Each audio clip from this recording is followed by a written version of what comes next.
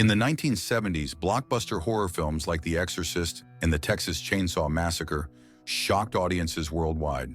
But while these movies stole the spotlight, many others were just as terrifying, yet remained overlooked. Here are 7 of them. For Jessica, who was recently released from a mental hospital, moving from New York to the countryside with her husband Duncan and best friend Woody was supposed to be a dream come true.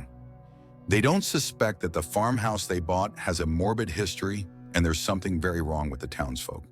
Soon the line between sanity and madness becomes thinner and thinner for Jessica. Let's Scare Jessica to Death is a great 70s horror movie, but unluckily overlooked. 1973's The Legend of Hell House may well represent peak 70s horror filmmaking. It's bizarrely sexual, it overindulges in the science versus faith drama, and of course, it's British. Everything you'd expect from a horror film of the era. Plus, it's written by Richard Matheson and stars Roddy McDowall. The plot is simple. A wealthy old man, fearing his imminent death, sends a scientist and a group of mediums to the world's most haunted house to find out if there's life after death. It features a physical medium, a mental medium, a wife who is horny on Maine for extramaritals with Roddy McDowall, and Michael Gough as a ghost so evil it's hard to believe. Mostly because he's too short. What begins as a leisurely road trip soon turns into a high-octane chase filled with satanic rituals and dark secrets. 2 couples, traveling in their RV, accidentally witness a ritualistic murder.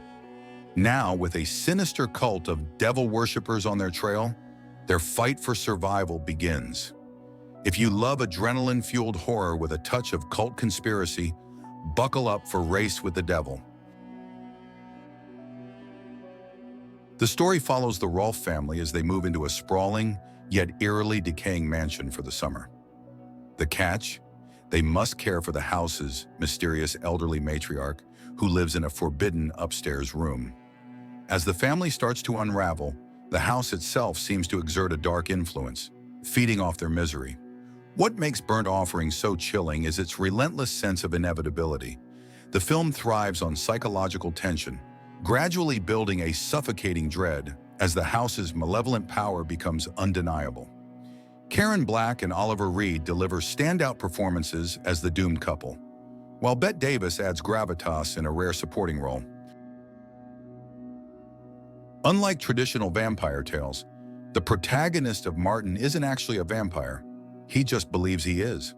The film neither confirms nor denies his supernatural claims, instead focusing on his struggle to fit into human society while battling his insatiable thirst for blood. As Martin's increasingly bold crimes take center stage, the question of whether he's truly a vampire becomes almost irrelevant. George Romero masterfully blends disorienting dreamlike sequences with chilling violence, showcasing the effortless skill that defines his work in the horror genre. The result is a visually striking story, one that Romero himself considered the most valuable film of his career. If Jaws made people afraid to go in the water, the car will make you think twice before getting behind the wheel. Somewhere in New Mexico, a quiet, unremarkable town is shaken by a terrifying mystery. A driverless, black car with no license plates begins hunting down unsuspecting victims. No matter what the police do, the vehicle always vanishes without a trace, leaving only destruction in its wake. Determined to stop the carnage, Sheriff Wade Parent takes on the challenge. But defeating this menace won't be easy. This is a prime example of the killer vehicle thriller, starring James Brolin in the lead role. The closing credits hint at a sequel, though one was never made, perhaps for the best. The Sentinel stars Christina Rains as a model who moves into an old Brooklyn brownstone. After the move, she begins to experience strange visions and fainting spells. Eventually, things come to a head, and she discovers her home is a gateway to hell. It turns out the creepy blind priest who lives on the top floor is actually protecting the gateway, keeping the demons within from spilling out. As if that isn't a big enough revelation, she's soon informed she's been chosen as his successor.